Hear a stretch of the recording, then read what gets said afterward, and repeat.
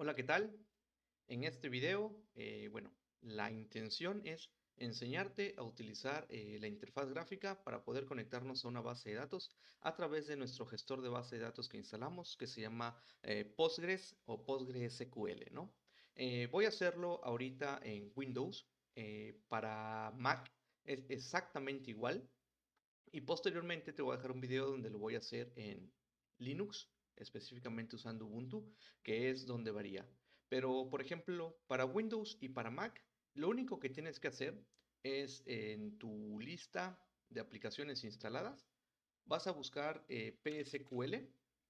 Lo que es una shell o es una terminal, una interfaz de línea de comandos que nos va a permitir conectarnos con una base de datos. Lo que tenemos que hacer es darle clic, y al momento en que nosotros le damos clic, pues se va a abrir una interfaz. Vamos a esperar ahorita que se abra y aquí está.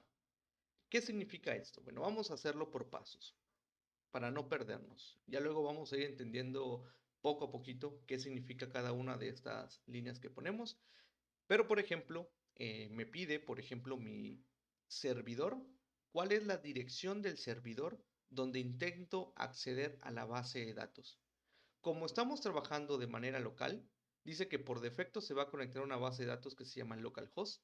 Si tú tienes una dirección externa, por ejemplo, luego vamos a aprender a hacer despliegues, vamos a tener bases de datos en la nube, es decir, nos van a dar una dirección para conectarlo. Aquí podemos poner la dirección y lo haremos posteriormente. Por el momento simplemente vamos a dar enter porque queremos conectarnos a una base de datos que está en nuestro servidor local. Después me dice cuál es la base de datos a las que te quieres conectar. Por defecto, cuando instalamos este gestor de base de datos, se crea una base de datos que se llama Postgres. Entonces, va a ser por defecto. Ya cuando tú crees tu base de datos, le pones el nombre de tu base de datos y no hay ningún problema. Pero por el momento, le damos Enter. Después me dice el puerto de conexión a esta base de datos en localhost.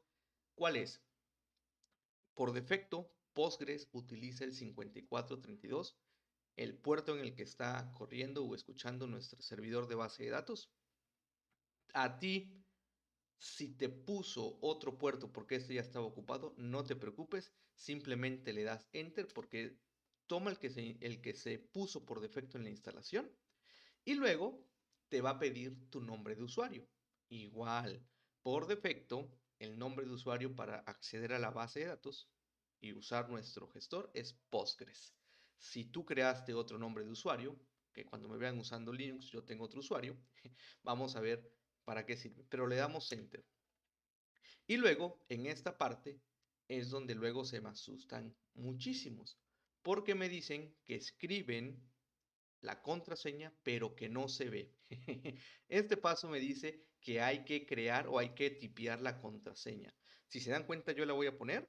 Yo les dije que pusiéramos root, simplemente por el hecho de que es una contraseña que vamos a usar todos. Y dado eso, va a ser difícil de que se nos olvide o se nos pierda. Estamos en un ambiente local donde pues la base de datos son de prueba, no contienen información sensible, así que no hay ningún problema. Y tipeamos root. Si se dan cuenta, en la pantalla no se ve nada, no se ve ni un cambio. Pero cuando estés seguro de que ya estás dentro, simplemente, bueno, de que ya tipiaste correctamente tu contraseña, le das enter. Y te dice una pequeña advertencia, no pasa nada. Solamente hay diferencias en el código, pero todo puede funcionar bien. ¿Cómo te das cuenta de que ya estás conectado? Simplemente porque tenemos Postgres en el prompt de nuestra terminal o de nuestra shell de SQL. Y primer comando que te voy a enseñar, si tú quieres limpiar la salida que tenemos aquí en la consola, basta con apretar Control y L y, oh no, bueno, Windows no sirve, casi no uso Windows. Pero no me voy a poner entonces a investigar. Pero en Linux lo utilizo muchísimo. Funciona bastante bien. Ahora, retomando el tema. Postgres me indica que estoy conectado a la base de datos de Postgres.